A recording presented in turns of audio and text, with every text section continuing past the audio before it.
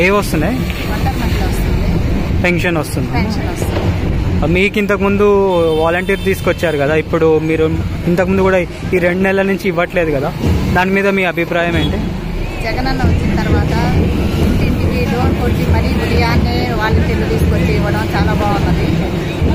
చంద్రబాబు ప్రభుత్వం వస్తే పెన్షన్లు అనేది వృద్ధులకు కానీ మాలాంటి వాళ్ళకి కానీ ఎవరికి కూడా అందకుండా పోతాయి. జగనన్న దయ వల్ల మేమందరం 1వ తేదీ పెన్షన్ తీసుకుంటున్నాం ఖచ్చితంగా. ఈ నెల పోయిన నెల కొంచెం ఇబ్బంది అయింది. పోయిన నెల సచివాలయం వెళ్ళి తీసుకున్నాము, ఈ నెల మాత్రం బ్యాంకులో వేశారు. కానీ తెలుగుదేశం ప్రభుత్వం వస్తే మాత్రం ఖచ్చితంగా అందరం ఇబ్బంది పడతాము. వృద్ధులు మరీ ఇబ్బంది పడతారు.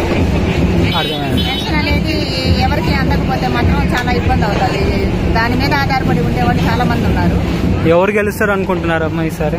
మేమైతే జగనన్నే వస్తాడు ఖచ్చితంగానని 100% నమ్మకం ఉంది.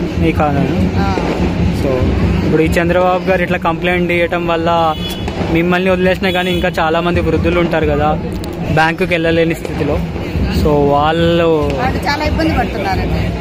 బ్యాంకులకు వెళ్ళి చాలా మంది కొంతమంది చనిపోవడం కూడా జరిగింది. ఈ ఎండలకి విపరీతంగా ఎండలు ఉన్నాయి. ఆ ఎండలకి బ్యాంకుల చుట్టూ తిరిగి ఈ వడదెబ్బ కొట్టిన వాళ్ళు ఉన్నారు, కొంతమంది చనిపోయిన వాళ్ళు ఉన్నారు. చాలా ఇబ్బంది పడుతున్నారు. సో మీరు ఈ ప్రజలకు ఇచ్చే మెసేజ్ ఏమనుకుంటున్నారు? ఖచ్చితంగా జగనన్న ప్రభుత్వం రావాలి, అందరూ బాగుండాలి అని అంటే నవరత్నాలు పథకాల ద్వారా అందరూ పేదల ప్రభుత్వం ఇది. ఖచ్చితంగా అందరూ లబ్ధి పొందుతారు. ఇప్పటి వరకు జరిగింది ఒక ఎత్తు అయితే, ఇక మీదట మళ్ళీ జగనన్న గారి వస్తే ఇంకా రెట్టింపు ఉన్నాయి, పథకాలన్నీ రెట్టింపులో ఉన్నాయి, అందరూ లబ్ధి పొందుతారు. ఖచ్చితంగా జగనన్న అయితే వస్తాడు.